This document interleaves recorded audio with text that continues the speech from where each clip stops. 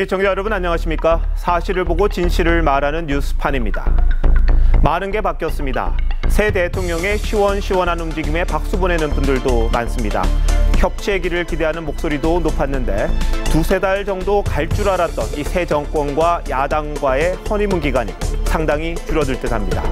오늘 뉴스판은 세월호 제조사와 우병우 특검 움직임, 여권에서 제기한 사드 배치 국정조사 논란 등 박근혜 정부 뒤집기를 집중 조명합니다.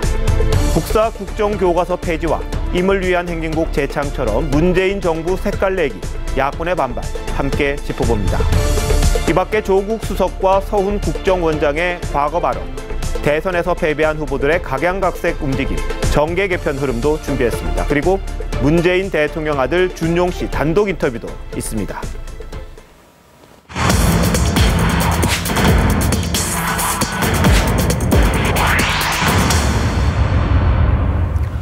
형식 파괴를 선보인 문재인 대통령이 자기 색깔 내기에 나섰습니다. 박근혜 정부의 흔적을 하나씩 지우기 시작한 겁니다.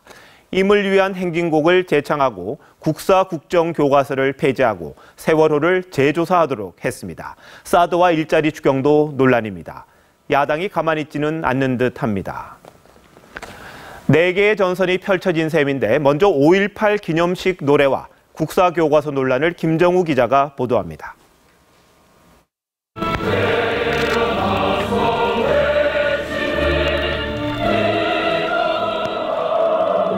지난 5.18 기념식에서 정부 측 인사들이 입을 다문 가운데 문재인 대통령과 정치권 인사들이 임을 위한 행진곡을 따라 부릅니다. 문 대통령은 당장 다음 주 열리는 5.18 기념식에서 임을 위한 행진곡을 참석자가 다 함께 부르는 재창곡으로 지정하라고 했습니다. 5.18 광주 민주화 운동과 그 정신이 더 이상 훼손되어서는 안 된다는 대통령의 강한 의지가 반영된 것입니다. 재창곡 지정에 반대해온 박승춘 보훈처장의 사표를 어제 가장 먼저 수리한 것도 이 때문입니다. 문 대통령은 박근혜 정부가 만든 국정 역사 교과서도 폐지하라고 지시했습니다. 구시대적인 획일적 역사 교육을 정상화하겠다고 했습니다. 내년부터 예정돼 있던 국정 검정 혼용 체제도 없던 일이 됐습니다. 자유한국당은 문재인 정부가 출발부터 이념 논쟁을 한다고 반발했습니다. 기다렸다는 듯이 하고 싶은 일들을 정광석화와 같이 처리하고 있습니다. 과연 대선 때 내세운 통합이 과연 이런 것인지 되묻고 싶습니다. 임기 시작 사흘 만에 정부와 야당이 충돌 양상을 보이고 있습니다. TV조선 김종우입니다. 네, 이번에는 사드입니다. 이제 여당이 된 더불어민주당의 사드 대책특별위원회가 사드 배치를 적폐라고 규정하고 즉각 중단하라고 요구했습니다. 야당은 강력 반발합니다. 최연묵 기자가 보도합니다. 더불어민주당이 집권 여당이 된 지 사흘 만에 한미 동맹을 뒤흔들 수 있는 사드 배치 뒤집기에 나섰습니다. 박근혜 정부의 대표적인 적폐인 사드 배치 졸속 결정과 탄핵 이후에도 지속된 사드의 불법적 배치 강행은 반드시 청산되어야 할 사안이다. 사드 비용 분담의 이면 합의 의혹이 있다며 국회 차원의 청문회도 추진하겠다고 했습니다. 우상호 원내대표는 당장 정책 변화는 어렵다며 수비를 낮췄지만 국회 비준은 필요하다고 했습니다. 문재인 대통령은 반드시 약속을 지키신다 하는 점을 믿어주시고 인내심 있게 기다리시되. 자유한국당은 사드 배치는 국회 비준 사항이 아니라고 강하게 반발했습니다. 지금 민주당이 주장하는 내용대로 하면 트럼프가 요구한 10억 달러를 사실상 기정사실화 해주는 아주 잘못된 정책이라고 생각합니다. 바른정당도 사드를 못하게 하려는 의도가 아니라면 국민들을 설득해야지 국론을 분열시켜서는 안 된다며 국회 비준에 반대했습니다. TV조선 최연묵입니다. 세월호도 다시 논란의 중심이 됐습니다. 문재인 대통령이 직접 세월호 특별조사위 활동 방해 의혹을 조사라고 지시했습니다. 야당은 몇 번씩 하고 또냐고 반발했고 특히 자유한국당은 노무현 전 대통령 일가의 640만 달러 수수 의혹도 조사하라고 맞섰습니다. 최수용 기자입니다. 세월호 특조위도 제대로 활동하지 못하고 끝났기 때문에 그런 부분들이 다시 좀 제대로 조사를 진행되게끔 하는 것도 필요한 것 같고요. 문재인 대통령의 지시에 조국 청와대 민정수석은 우병우 전 민정수석실 조사부터 착수하겠다 말했습니다. 주 수석은 이석태 세월호 특조위원장이 단식까지 했는데 뭐가 안 됐고 누가 조사를 방해했는지 알아야 한다고 했습니다. 박근혜 정부가 특조위 예산을 깎는 등 조사를 방해하고 우 전 수석이 검찰에 외압을 넣어 수사에 제동을 걸었다는 의혹이 있으니 규명하겠다는 겁니다. 국민의당은 세월호 참사가 박 전 대통령 탄핵을 야기한 대표적 적폐라며 철저한 재조사를 요구했습니다. 박 전 대통령의 세월호 7시간은 반드시 규명되어야 할 국민적 의혹입니다. 하지만 자유한국당은 정치보복이 아닌 제대로 된 적폐청산을 해야 한다고 비판했습니다. 국민 분열과 갈등으로 이 나라를 다시 몰고 가는 일이 있다면 자유한국당은 강력하고도 단호한 견제와 비판을 또 적폐청산을 하려면 노무현 전 대통령 일가에 640만 달러 수수 의혹도 조사하라고 했습니다. TV조선 최수영입니다. 네, 국회 상황도 꼬이기 시작했습니다. 문재인 대통령이 일자리 창출을 위해 10조 원 규모의 추경을 편성하겠다고 했는데 자유한국당이 바로 제동을 걸었습니다. 조정린 기자가 국회에 나가 있습니다. 자, 조 기자, 청와대와 정부는 꼭 필요하다는 입장이죠?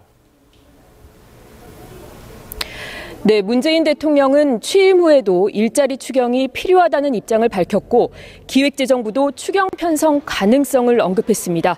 기재부는 오늘 발간한 최근 경제 동향 그린북을 통해 추경 등 적극적 거시정책을 통해 일자리를 창출하고 경제 활성화와 민생경제 회복에 총력을 기울이겠다고 밝혔습니다.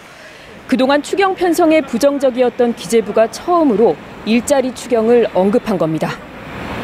네, 한국당이 바로 반발했죠. 그런데 이유가 뭐고 앞으로 전망이 어떤지 좀 알려주시죠. 네, 자유한국당은 추경에 바로 반발했습니다. 추경의 목적이 대통령 선거 공약을 단순히 실천하기 위한, 예를 들면 공공부문 일자리 81만 개를 만들기 위한 것이라면 그러한 추경에 대해서는 찬성할 수 없다는 점을 대통령 선거 이후 자유한국당과 국민의당은 인위적인 공공부문 일자리 창출 방안에 비판적입니다. 정부가 추경안을 만들어도 야당을 설득하지 않으면 통과가 쉽지 않습니다. 청와대와 정부는 야당이 반발하자 추경은 아직 공식 결정된 바는 없다고 한 발 물러섰습니다. 지금까지 국회에서 TV조선 조정린입니다. 네, 그럼 문재인 청와대에서는 무슨 일이 일어나고 있는 걸까요? 대통령 비서실 개편이 있었고 인수위를 대신하는 국정기획자문위원회도 만들었는데 취재기자 한번 연결해 보겠습니다. 자, 신정훈 기자, 청와대 조직 개편에 대해 과거 노무현 청와대와 비슷하다, 이런 이야기가 나오고 있다면서요? 네, 청와대는 비서동으로 쓰는 위민관의 이름을 여민관으로 바꾸기로 했습니다. 노무현 정부 당시 이름으로 되돌린 겁니다. 조직도 마찬가지인데요. 장관급인 정책실과 국정상황실을 부활시켰는데 노무현 정부 때 제도입니다. 정책실은 이미 참여정부와 그리고 우리 이명박 정부 때도 정책실이 있었고 그 기능을 했었던 적이 있습니다. 어찌 보면 이전 청와대의 정책실장이 부활된 거라고도 볼 수 있습니다. 사회혁신수석 신설 역시 혁신이라는 단어를 즐겨 사용했던 노무현 정부를 떠올리게 합니다. 자, 신 기자, 국정기획자문위원회가 상당히 커질 거다, 이런 말도 있는데 이게 어떤 조직입니까? 네, 대통령의 임기 시작 후에 활동한다는 점만 빼면 과거 정부의 인수위와 역할이 똑같습니다. 다만 초대 내각을 구성하는 인사와 검증 업무는 빠집니다. 국정 방향과 목표를 수립하고 이를 이행할 국정 운영 5개년 계획을 준비해야 한다고 강조하셨습니다. 이르면 이번 주말 국정자문위 명단이 발표될 것으로 보이는데 80여 명 규모가 될 것으로 전해집니다. 이명박 정부 인수위 180명, 박근혜 정부 인수위 100여 명보다 적습니다. 위원장으로 김광루 전 국가미래연구원장이 거명되지만 내부 경쟁이 치열한 것으로 전해집니다. 지금까지 청와대에서 TV조선 신정훈입니다. 네, 집권당이 돼 축제 분위기인 더불어민주당에서 뜻밖의 고성이 터졌습니다. 인사 문제 때문입니다. 추미애 대표가 당내에 인사추천위원회를 설치해 장관감을 추천하고 당직도 일부 개편하려고 했는데 그 과정에서 잡음이 흘러나왔습니다. 당과 청와대 간 갈등으로 번질 수 있다는 우려가 벌써 나오고 있습니다. 박소영 기자입니다. 더불어민주당이 여당의 인사추천위원회가 정부의 장관을 추천하겠다며 중앙위원회를 소집했습니다. 정부 인사를 추천하는 임의조항이 들어간 정신을 담은 당원 개정안을 확인하고 인사추천위원회는 여당 중심의 정부를 주장하는 추미애 대표가 주도했던 방안입니다. 하지만 문재인 대통령의 최측근으로 꼽히는 전해철 최고위원이 제동을 걸었습니다. 대통령의 인사권을 침해한다는 주장이었습니다. 일부 참석자들이 우려를 표시한 것은 혹시 그것이 대통령의 인사권에 부담을 주는 것으로 작용하면 어떡하느냐. 결국 민주당은 인사추천위원회 관련 조항을 따로 만들지 않기로 했습니다. 당대표의 인사추천권이 이미 존재하니 굳이 명문화하지 않아도 된다는 이유지만 당청 간 갈등이 터지기 전에 봉합한 것으로 보입니다. 추미애 대표는 앞서 당 쇄신을 앞세워 안규백 사무총장을 경질하려다 번복했습니다. 추 대표는 임종석 비서실장이 예방했을 때도 병원 치료를 이유로 만나지 않았습니다. 여당의 위상과 역할을 둘러싸고 당청 간 갈등이 커지는 것 아니냐는 관측이 나오고 있습니다. TV조선 박소영입니다. 문재인 대통령이 사실상 검찰 수사가 종료된 정윤회 문건 세월호 7시간 그리고 최순실 국정농단 사건에 대한 재점검을 지시했습니다. 자유한국당은 정치보복이 의심된다고 반발했고 청와대는 재수사가 아니라 점검하고 확인하는 차원이라고 했습니다. 백대우 기자입니다. 문재인 대통령이 최순실 국정농단 사건에 대한 사실상 재조사를 지시했습니다. 최순실 건도 있고 그다음에 정윤회 건도 있고 그다음에 세월호 건도 있는데 민정 차원에서 확인하고 검토하라는 그런 말씀입니다. 문 대통령이 대선 공약집 첫 약속으로 밝힌 국정농단 청산과 적폐조사에 본격적으로 나섰다는 해석이 나옵니다. 조국 민정수석도 당시 청와대 민정수석실 조사와 검찰 수사가 잘못됐다며 현 민정수석실이 당시 상황을 재조사해야 한다는 뜻을 밝힌 것으로 전해졌습니다. 국민의당은 철저히 조사하라고 했지만 자유한국당은 정치보복이 의심된다고 날을 세웠습니다. 국민들은 일방통행식으로 대통령 권력을 행사하기보다는 협치와 통합을 최우선적으로 하는 국민 전체의 대통령의 모습을 볼 수 있기를. 재수사 논란이 커지자 청와대는 진화에 나섰습니다. 윤영찬 국민소통수석은 당시 민정 쪽이랑 관련돼 민정 내부에서 어떤 일이 있었는지 확인해봐야 한다는 것이지 검찰 수사 지시와는 완전히 다른 얘기라고 했습니다. 민정수석실 내 인력도 없어 실행이 불가능한 상태라고도 했습니다. TV조선 백대호입니다. 조국 청와대 민정수석은 서울대 교수 출신입니다. 조 수석은 교수 시절 정치에 참여하는 교수, 즉 폴리페서를 공개적으로 비판한 적이 있는데요. 그 비판의 화살이 이번엔 조 수석 본인에게 돌아왔습니다. 김명우 기자가 보도합니다. 지난 2004년 4월 당시 조국 서울대 교수는 교내 대학신문에 교수와 정치, 지켜야 할 금도라는 칼럼을 썼습니다. 이 글을 통해 정치권에 투신하는 교수 중 이해가 가지 않는 사례가 많은데 전문 분야 연구는 방치한 채 정치권과의 관계를 구축하는 데 힘쓰다가 출마하는 경우가 한 예라고 했습니다. 폴리페서도 지켜야 할 금도가 있다고도 했습니다. 2008년 4월 조 교수는 다른 교수 80명과 함께 당시 이장무 총장에게 폴리페서 윤리 규정을 마련해달라고 건의했습니다. 낙천낙선되는 교수가 제약 없이 대학에 바로 복귀해서는 안 된다는 요구였습니다. 그런데 이번엔 조 수석에 대해 폴리페서라는 비판이 제기되고 있습니다. 조 수석은 서울대 교수에서 물러나야 하는 것 아니냐는 일부 지적에 자신은 선출직 공무원이 아니기 때문에 국회법과 서울대 내규상 아무 문제가 없다고 밝혔습니다. 국회의원 출마, 즉 선출직 공무원을 하게 되면 사표를 받게 돼 있고요. 그렇지 않은 행정부로 진출하면 휴직을 하게 돼 있기 때문에 현재로는 안식년 상태다고 보시면 됩니다. 서울대 내에서도 조수석에 대한 찬반 논란이 이어지고 있습니다. TV조선 김용입니다. 서훈 국정원장 내정자는 대표적인 대북 대화론자로 알려져 있습니다. 지난해 한 언론과 나눈 인터뷰를 보면 인사청문회에서 서 내정자의 대북관이 쟁점이 될 가능성이 있습니다. 서 내정자는 김정일의 통치술이 대단히 노련하고 북한 체제는 내구성이 있다고 했습니다. 정수영 기자입니다. 서훈 국정원장 내정자는 지난 2000년과 2007년 남북 정상회담 개최를 주도했습니다. 북한 핵 문제를 해결할 수 있는 물꼬를 틀 수 있다. 뭐 그런 조건들이 성숙되면 평양에 갈 수 있다 이렇게 생각을 합니다. 김정일을 가장 많이 대면한 인물로 꼽힙니다. 서 내정자는 한 언론과의 인터뷰에서 김정일의 통치술을 대단히 노련하다고 평가했습니다. 김정은은 소영웅주의 심리를 가지고 있다고 했습니다. 대표적인 남북 대화론자답게 북한 붕괴론은 부인합니다. 북한의 도발은 자기 체제 내부의 내구성에 대한 자신감에서 비롯됐다고 했습니다. 지난해 북한 식당 종업원 집단 탈북 사태에 대해서도 체제 균열 조짐으로 연결시킨 건 무리라고 했습니다. 탈북자 수는 2000년 중반에 비해서 오히려 줄어들고 있다고도 했습니다. 야권에선 서 내정자의 대북관이 북한의 핵 미사일 도발과 국제 대북 제재 강화 추세에 부합하지 않는다는 지적이 나옵니다. 자유한국당은 공직 후보자의 대북관과 안보관을 집중적으로 검증하겠다고 했습니다.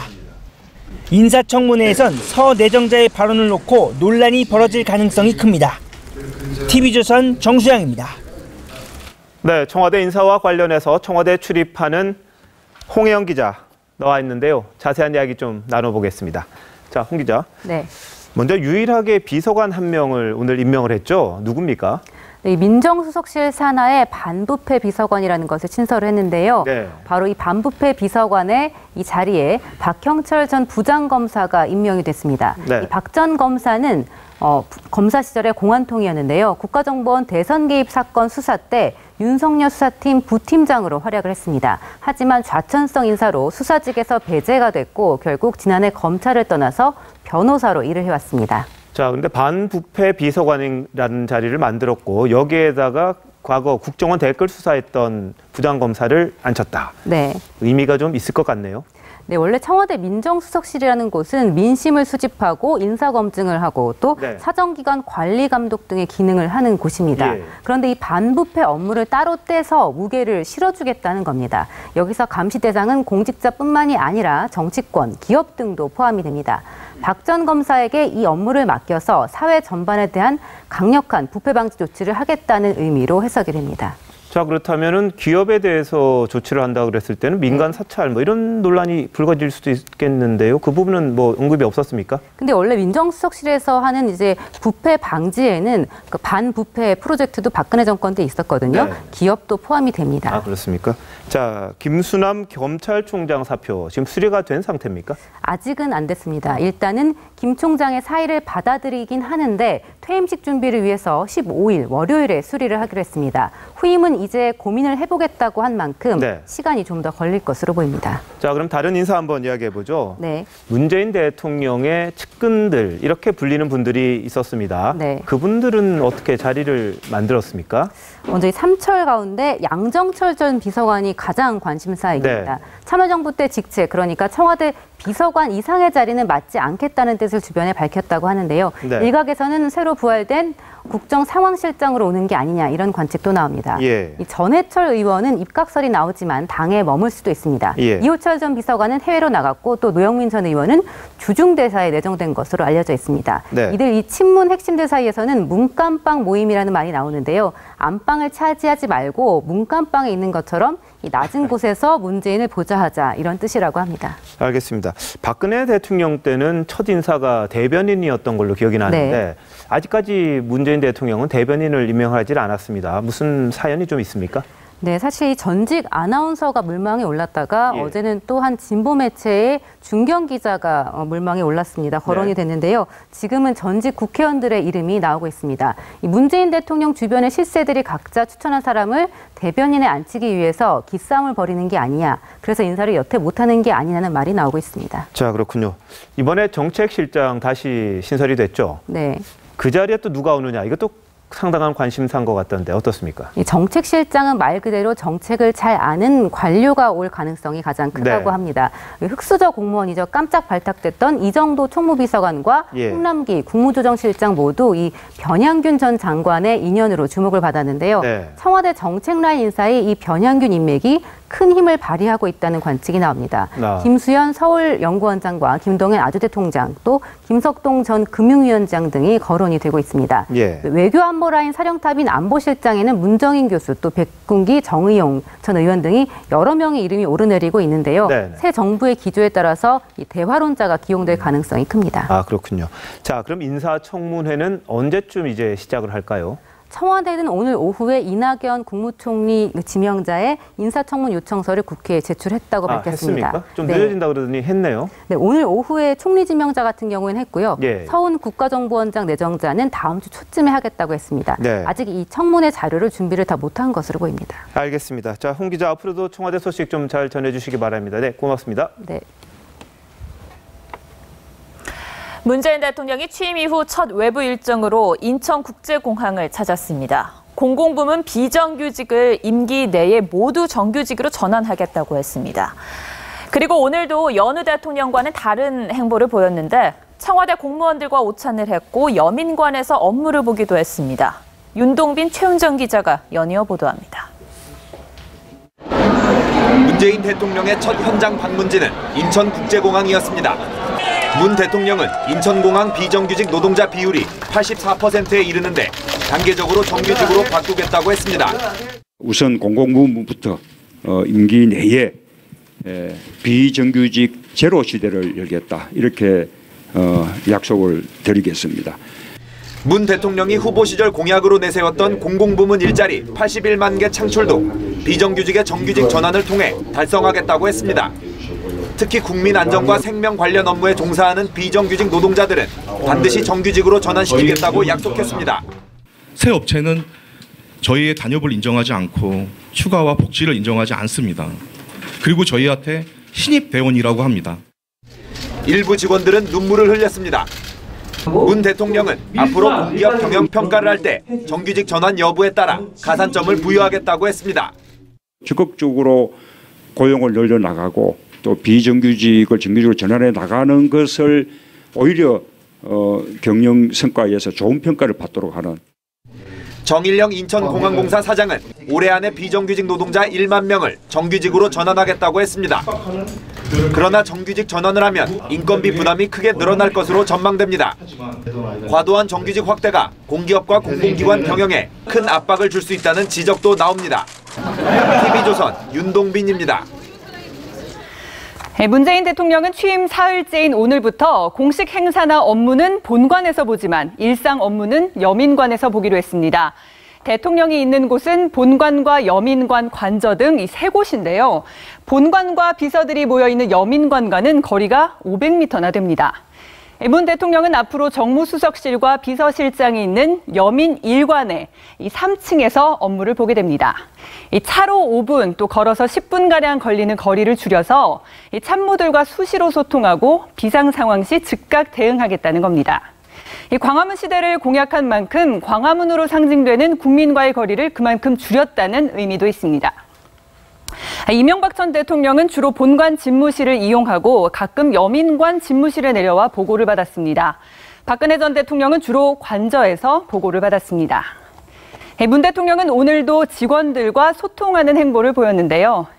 어제 참모들과 오찬 후 테이크아웃 커피잔을 들고 경내를 산책한 문 대통령은 오늘은 구내식당에서 직원들과 함께 오찬을 했습니다.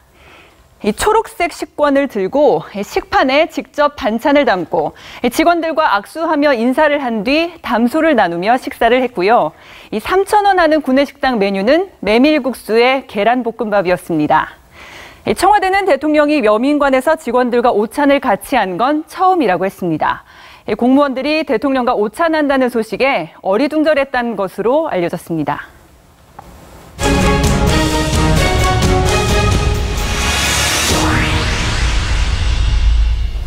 국민의당 주승용 원내대표가 바른정당의 통합을 논의하자고 공개 제안했습니다.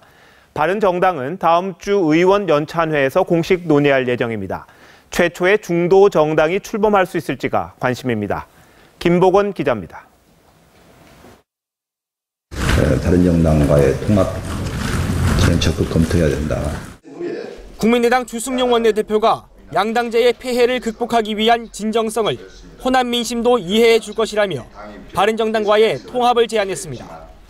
국민의당 40석에 바른정당 20석을 더해 원내의석 60석을 확보하면 여야 대결 구도에서 국회 주도권을 잡을 수 있다고도 했습니다. 안 전 대표도 양극단 세력의 대결 정치가 회귀하는 것만은 막아야 하지 않겠느냐며 주 원내대표의 구상에 동의한 것으로 전해집니다.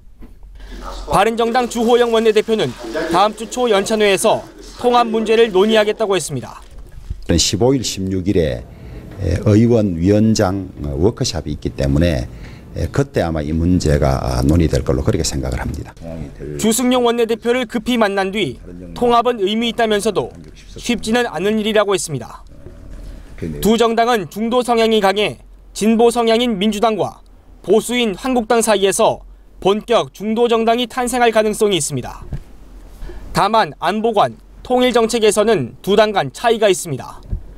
국민의당 박지원 전 대표는 정체성이 다르고 지금 통합을 거론할 때가 아니라고 했습니다.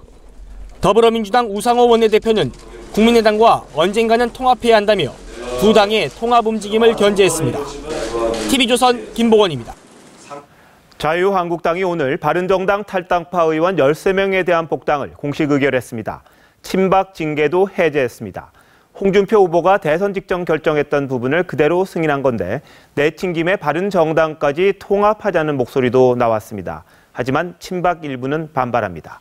이상배 기자가 보도합니다. 자유한국당 정우택 원내대표가 비상대책위원회를 열어 바른정당 탈당파 복당과 친박 징계 해제를 의결했습니다. 홍준표 후보의 결정에 절차적 하자를 지적하던 기존 입장에서 물러섰습니다. 당을 끌고 가는 책임을 제가 져야 되는 입장에서 이런 결단을 내리는 것이 현명하다 이렇게 판단을 내렸고, 바른정당 탈당파의 복당으로 자유한국당은 13석이 늘어나 107석이 됐습니다. 120석에 더불어민주당과 어깨를 견줄 수 있는 규모입니다. 정진석 전 원내대표는 내친 김에 바른정당과의 재통합의 길을 모색해야 한다고 했습니다. 이철호 의원은 중도로 가자며 외연 확장을 주장했습니다. 보수 우파로 가지고만 당이 존립하기 굉장히 힘든다는 그런 생각이 들었습니다. 물론 보수 우파 결집이 필요하지만 중도로 더 나아가야 됩니다. 징계가 해제된 친박 윤상현 의원도 보수 대통합을 주장했습니다.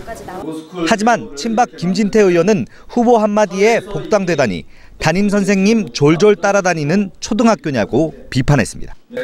TV조선 이상배입니다. 대선에서 패한 홍준표, 안철수, 유승민 세 사람이 제각각의 방법으로 재기를 모색하고 있습니다. 오늘 미국으로 출국한 홍준표 전 경남지사는 곧 돌아오겠다고 복귀를 예고했습니다. 안철수 전 대표는 전국을 돌며 감사 인사를 시작합니다. 유승민 의원은 여권의 경제부총리 제안서를 반박하면서 홀로 서기에 나섰습니다. 장용욱 기자가 보도합니다. 지지자들의 배움을 받으면서 홍준표 전 지사가 미국으로 떠났습니다. 홍 전 지사는 곧 돌아와서 문재인 정부와 대립각을 세우겠다고 했습니다. 처음은 판을 짜는 거 보니까 우리가 할 역할이 앞으로 참 많은 것 같습니다. 당권 도전 가능성이 점쳐지는 홍 전 지사는 친박은 좀 빠지라고 했습니다.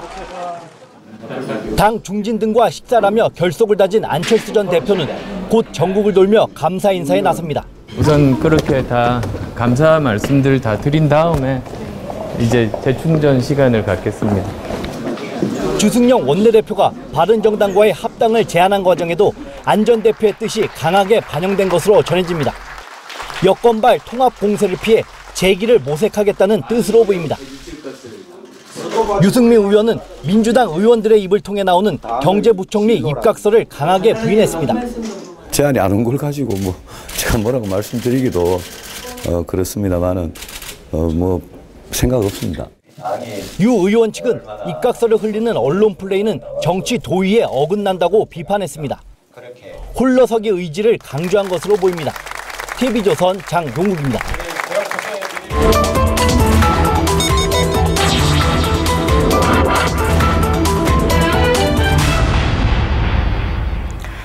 가스 검침 왔다거나 택배 기사라고 하면 혹시 신원 확인을 하시는지요?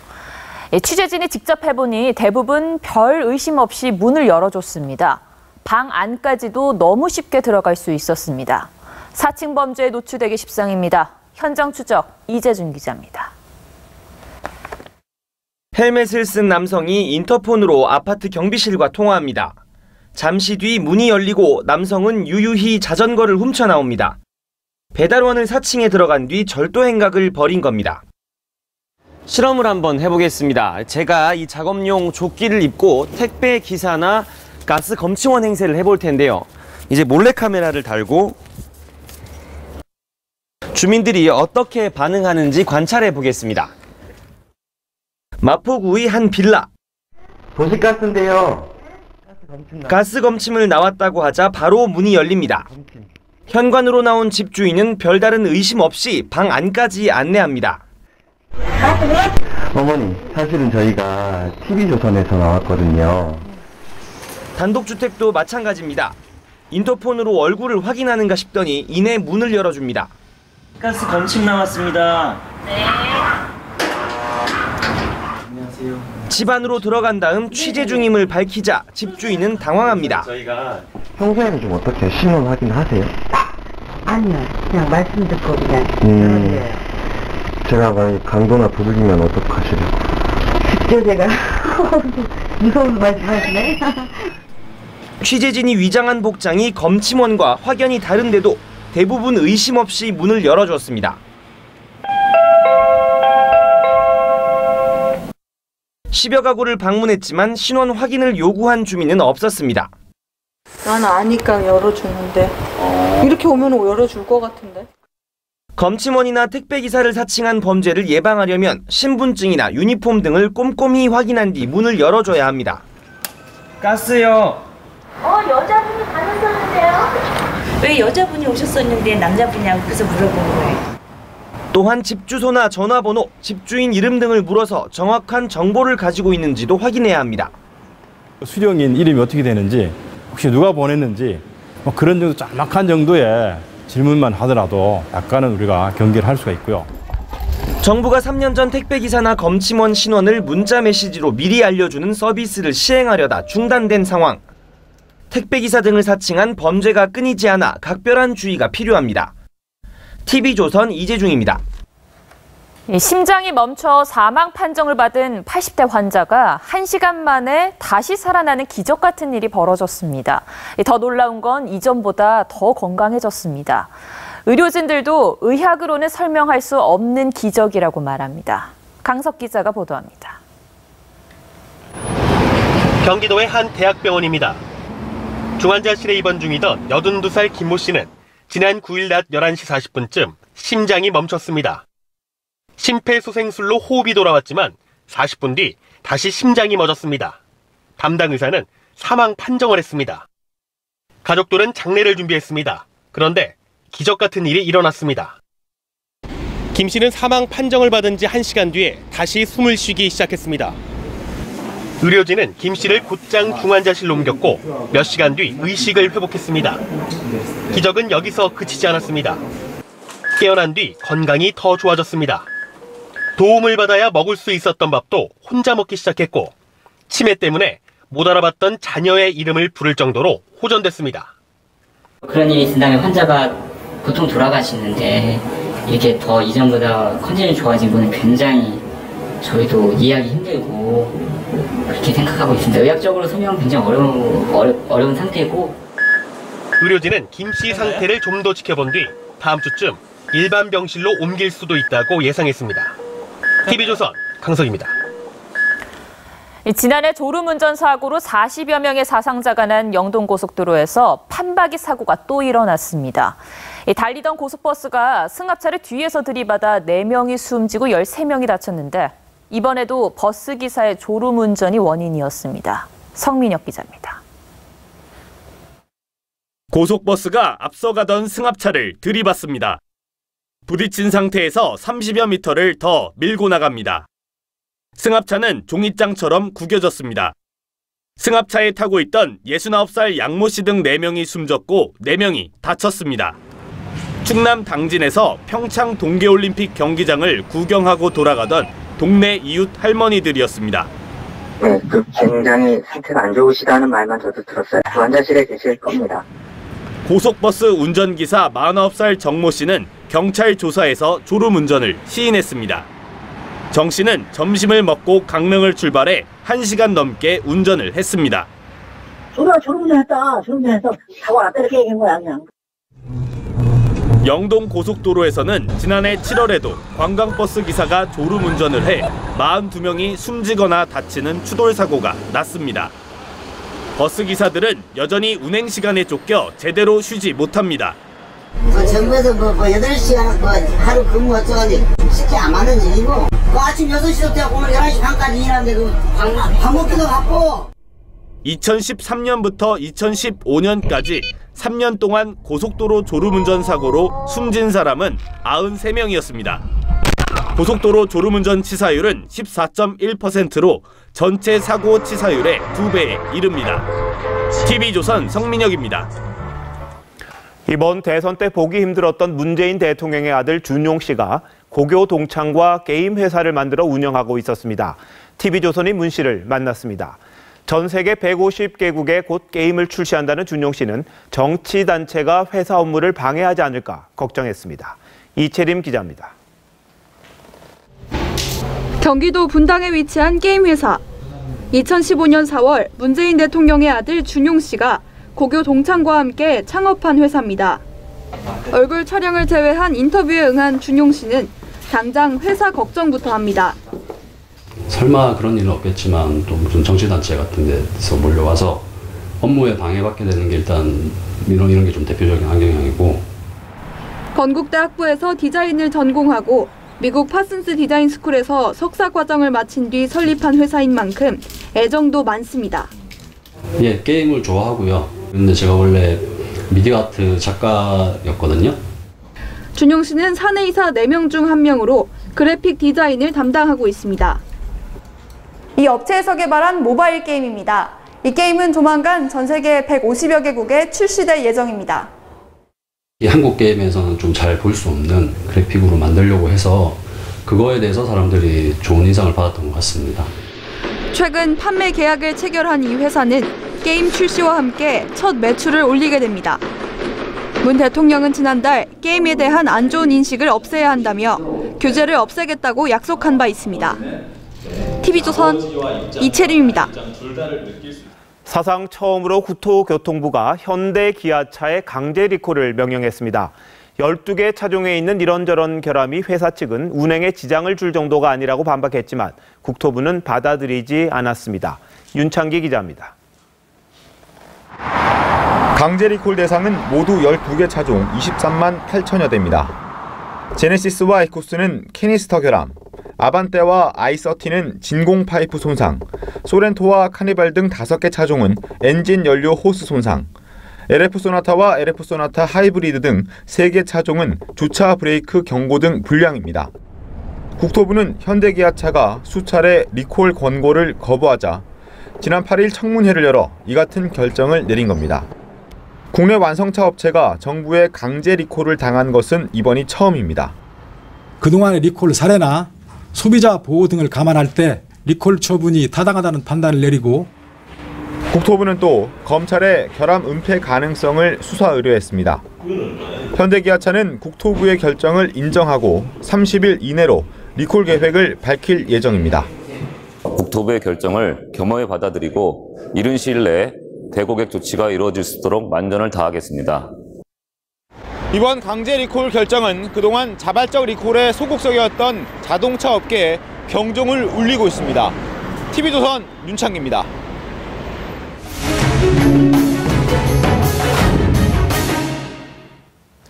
오늘 판 포커스는 시민의 양심을 한번 찾아봅니다. 서울 지하철 일부 노선에 반창고나 연고, 생리대 등을 무료로 제공하는 무인 약품함이 설치가 됐습니다. 그동안에도 책이나 우산, 간식을 준비한 적이 있었습니다.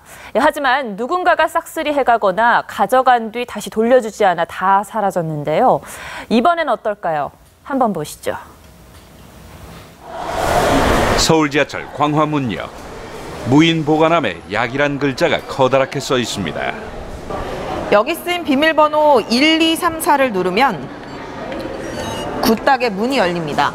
안에 있는 물품들은 이 횟수나 개수에 상관없이 누구나 필요한 만큼 가져갈 수 있습니다. 뭐가 들었나 볼까요? 상처에 바르는 연고도 있고 소독약, 반창고, 휴지, 거기다 생리대까지 있습니다. 어제부터 서울 시내 35개 역사에 이런 무인 약품함이 생겼습니다. 꽤 욕이 날 것 같습니다. 하나만 필요한데 여러 개 사야 되는데 불편함이 있는데 여기서는 이제 자기가 필요한 만큼만 소량으로 쓸 수 있으니까 정말 유용한 것 같습니다. 합정역의 무인 약품함을 들여다봤습니다. 하루 만에 좀 썰렁해졌군요. 휴지는 한 개밖에 남지 않았습니다. 8개 있던 생리대는 절반만 남았습니다. 이번엔 7호선 건대 입구역. 여긴 휴지가 다 떨어졌습니다. 물품들은 일주일마다 채워집니다. 필요한 사람이 필요한 때 이용하려면 비양심이 없어야 할 텐데요. 정말 필요하신 분들이 쓰면 정말 좋겠지만 그러지 않는 경우도 있을 거라 저희는 생각을 하지만 그래도 저희가 이제 처음에 이제 취지를 좋은 의미로 시작했으니까 이제 모자르지 않게 계속 채워 넣을 생각이고요. 간식과 응원의 메시지를 나누던 물품 보관함 달콤 창고. 기억나시죠? 한때 30곳까지 늘며 서로의 온기를 전했습니다. 다양한 간식거리와 쪽지로 가득 찼던 달콤 창고 공간은 6개월 전 평범한 양말 수납장으로 바뀌었습니다. 이제는 한 곳도 남지 않았습니다. 간식을 싹쓸이하거나 보관함 이용료 마련을 위한 저금통에까지 손을 대는 비양심 때문입니다. 한 3일 정도를 한 분이 에코백 같은 걸 갖고 오셨는데 거기에 이제 다 넣고 가시더라고요. 서울 메트로 32개 역사에서 무료로 빌려주던 양심우산 3,200개는 돌아오지 않았습니다. 양심도서관 10곳도 책이 자꾸 줄어들어 지금은 유명무실해졌습니다. 매번 똑바로 갖다 주시는 경우가 많지는 않았던 것 같아요. 이번엔 무인 약품함이 우리 시민의식을 어떤 모습으로 비춰줄까요? 한 포커스였습니다. 매튜 포틴저 백악관 국가안전보장회의 선임 보좌관 등 미국 대표단이 다음 주 방한합니다. 문재인 대통령이 트럼프 대통령과의 통화에서 약속한 대로 한미 정상회담 실무 협의를 진행할 것으로 알려졌습니다. 이채은 기자의 단독 보도입니다.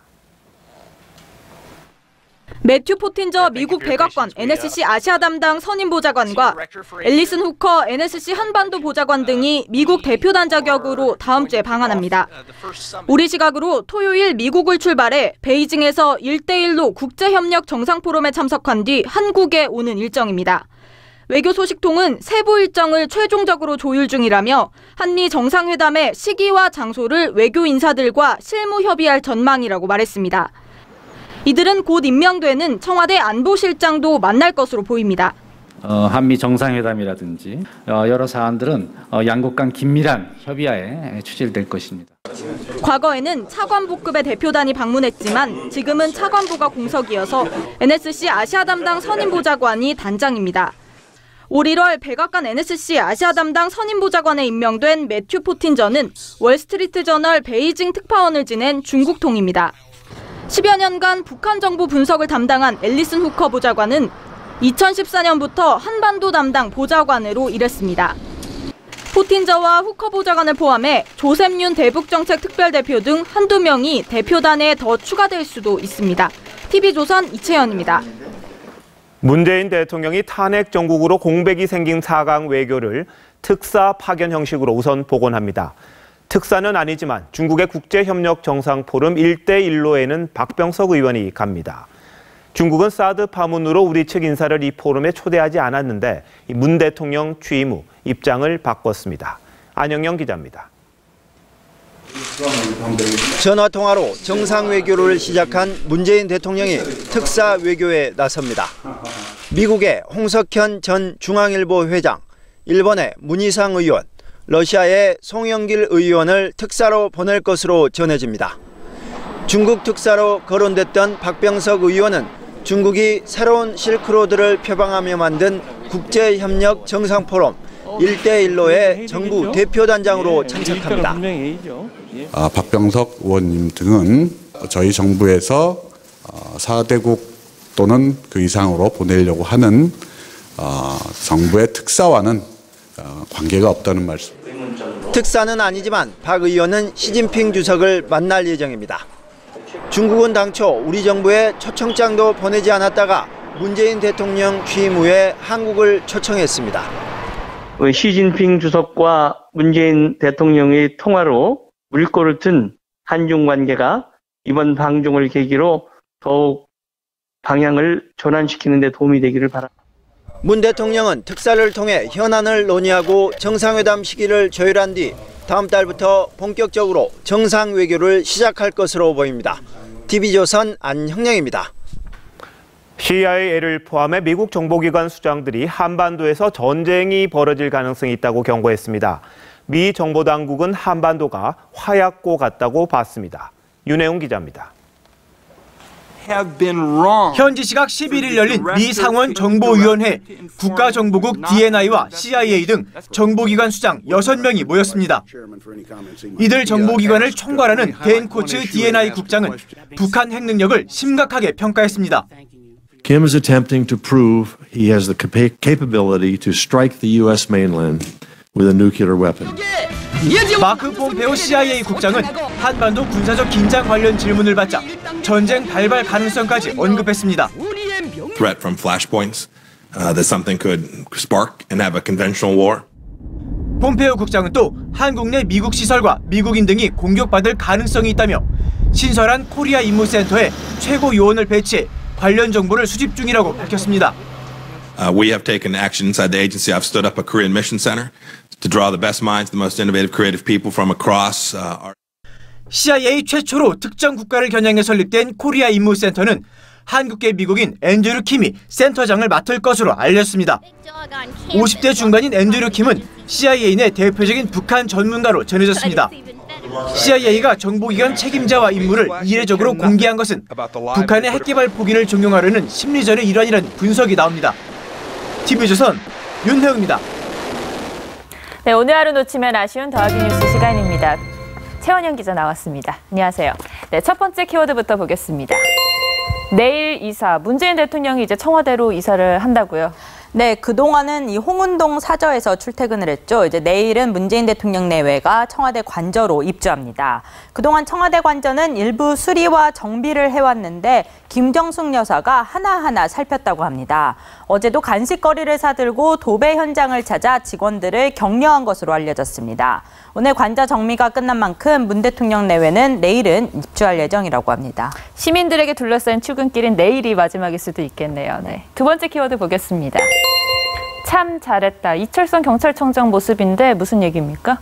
네, 이 이철성 경찰청장이 어제 그 사표를 내지 않겠다고 말했죠. 그런데 이 표창원 민주당 의원이 이렇게 말을 했습니다. 오늘 한 라디오 방송에 출연해서 촛불 집회 당시 이철성 경찰청장은 참 잘했다고 본다며 많이 칭찬했다고 말했습니다. 또 이 청장은 전 청장들과는 다르게 대단히 유연하게 촛불 집회를 관리했다고 했습니다. 이 청장이 사표를 내지 않은 이유가 스스로 촛불 집회 관리를 잘했다고 생각하기 때문이냐는 사회자의 질문에는 아마도 그런 게 심리적으로 담겨 있는 것 같다고 답하기도 했습니다. 이 청장의 임기가 많이 남아 있습니까? 네, 이 경찰청장의 임기는 2년입니다. 예. 따라서 이 청장이 지난해 8월 임명됐으니 이제 내년 8월까지 1년 3개월 정도 남아 있습니다. 하지만 바로 사표를 낸 이 김순환 검찰총장과 대비가 된다는 이런 반박도 나옵니다. 네, 마지막 키워드 보겠습니다. 난 아니래. 트럼프 미국 대통령이 한 말인 것 같은데 이거는 무슨 내용이죠? 네, 이 트럼프 미국 대통령이 자신이 해임한 이 제임스 코미 FBI 전 FBI 국장에게 세 차례에 걸쳐 자신이 러시아 게이트 수사 대상인지를 물었는데 코미 전 국장이 당신은 수사를 받고 있지 않다고 답했다는 겁니다. 예. 이 같은 내용은 트럼프 대통령이 직접 MBC 뉴스와의 인터뷰에서 밝혔는데요. 코미 전 국장을 해임하기 전 두 차례의 전화 통화와 한 차례 저녁 식사 자리에서 확인했다는 겁니다. 트럼프 대통령은 또 코미 전 국장은 FBI에 머물기를 원했다고 주장했는데 유임의 대가로 수사 배제를 거래한 것 아니냐는 의혹이 일고 있습니다. 그런데 갑자기 트럼프 대통령이 이런 말을 왜 밝혔습니까? 네, 트럼프 대통령이 러시아 게이트 수사를 막기 위해 코미 전 국장을 해임했다는 보도가 있었는데요. 이를 반박하기 위해서입니다. 하지만 FBI가 수사 진행 중인 사안을 대통령과 논의하는 것은 법무부 정책상 금지돼 있어 논란이 더 확대되고 있습니다. 네. 이런 가운데 뉴욕타임즈는 트럼프 대통령이 취임 초기 코미 전 국장에게 충성 맹세를 요구했지만 거절당했다고 보도했습니다. 네, 최 기자 잘 들었습니다.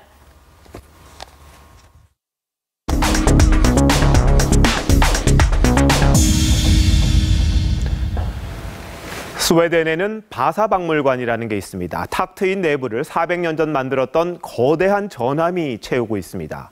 길이가 69m, 높이가 53m의 바사호는 출항하자마자 가라앉았습니다. 무거운 대포를 너무 많이 실었던 탓입니다. 300년 넘게 잊혔던 바사호를 세상으로 건져 올린 건 바로 아마추어 고고학자였습니다. 10년 탐사 끝에 침몰 지점을 찾아냈고 정부를 설득해서 인양에 성공합니다. 27년간 보존 처리를 거친 바사호는 98%가 옛 모습 그대로라고 합니다. 그간 3천만 관객들은 웅장한 선체, 화려한 장식에 압도가 됐습니다. 바사호 덕분에 스웨덴은 옛 해양 강국이라는 위세를 뽐냅니다. 17세기 때는 망신거리였는데 이게 21세기에 들어와서 영광으로 되살아난 겁니다. 스웨덴은 1994년 여객선 에스토니아호 침몰 때도 인양을 시도했습니다. 승객 757명이 배와 함께 가라앉았지만 석 달 만에 포기합니다. 선체에 콘크리트를 부어 시신 유실을 막고는 영원한 안식처라고 선포합니다. 거기 비하면 세월호 인양은 대단합니다. 세계 선박 인양 역사에 남을 일입니다.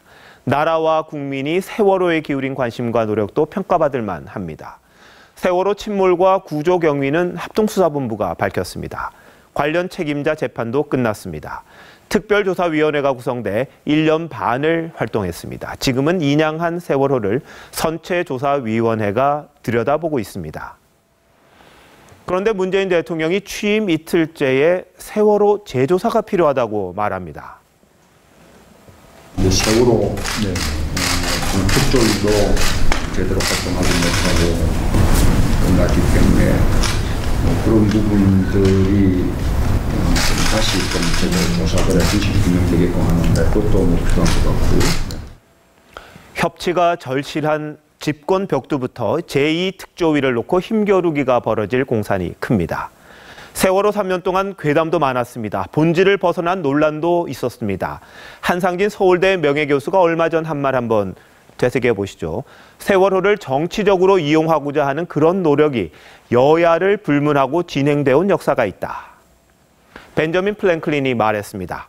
슬프고 분해도 과거는 과거로 묻고 오늘을 살아가야 한다. 날이면 날마다 과거로 새 날을 더럽힐 수는 없다. 흘러간 물로 물레방아를 돌릴 수는 없습니다. 물론 의혹의 근거가 있고 뭔가 미진하다면 할 수는 있을 겁니다. 하지만 원하는 결과가 나올 때까지 조사하겠다는 뜻은 아니지 않겠습니까? 일단 선체조사위 조사 결과부터 기다려보는 게 순서가 아닐까 합니다. 앵커 칼럼 세월호의 끝이었습니다.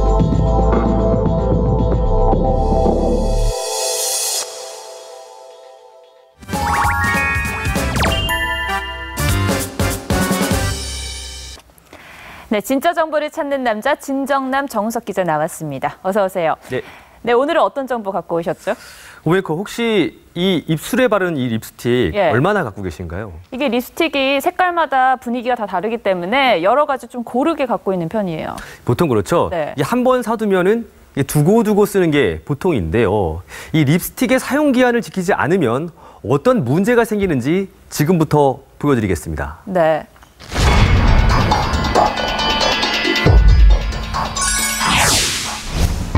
립스틱과 립글로즈는 봄철 화사한 화장에는 빠질 수 없는 아이템이죠.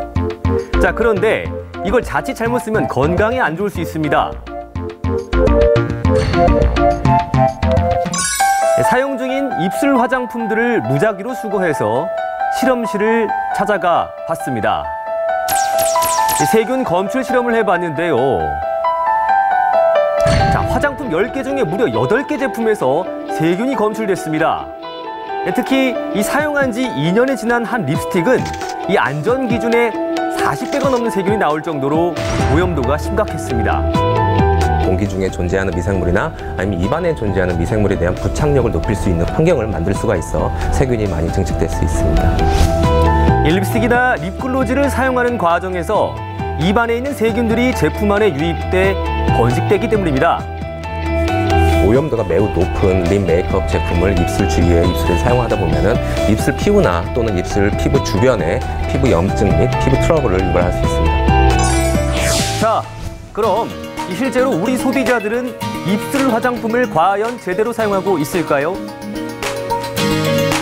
미용 전문가와 함께 소비자들을 만나봤습니다. 혹시 이거 언제 개봉하셨어요? 작년에? 네. 작년 언제쯤? 달 기억나요? 겨울쯤? 여름에 산 것 같은데, 작년? 얼마까지 쓰셨는지 아세요? 아니요. 저 2년. 한 1년? 입술 화장품의 정확한 사용 기한을 지키는 사람은 거의 없었습니다. 사용 기한이라고 하는 거는 개봉 후 립 틴트, 립글로스, 립스틱 다 6개월 정도로 보시면 되고. 자, 이번엔 어떻게 사용하고 있는지 다시 한번 알아봤습니다. 안쪽에 이렇게 갈고 해서 여기 면봉으로 블렌딩하고 한 번 더 발라. 넓게. 중간도 되나? 이들 역시 정확한 사용법은 아니었는데요. 과연 세균으로부터 안전한 사용법은 뭘까요? 직접 대고 바르는 것보다는 손으로 바르시거나 아니면 면봉을 사용해서 묻혀서 바르시는 방법이 제일 좋습니다. 입술 화장품은 인체에 흡수되기 쉬운 만큼 이 사용법과 기한을 꼭 지켜서 사용하셔야겠습니다. 저도 집에 가서 이 사용 기한을 한번 점검해봐야겠습니다. 네. 오늘 좋은 정보 고맙습니다. 네, 제모는 여성이 하는 것이다. 또 털이 많아야 남성미가 있다. 이런 인식이 있었는데요. 요즘은 많이 달라졌습니다. 신환순 기자입니다.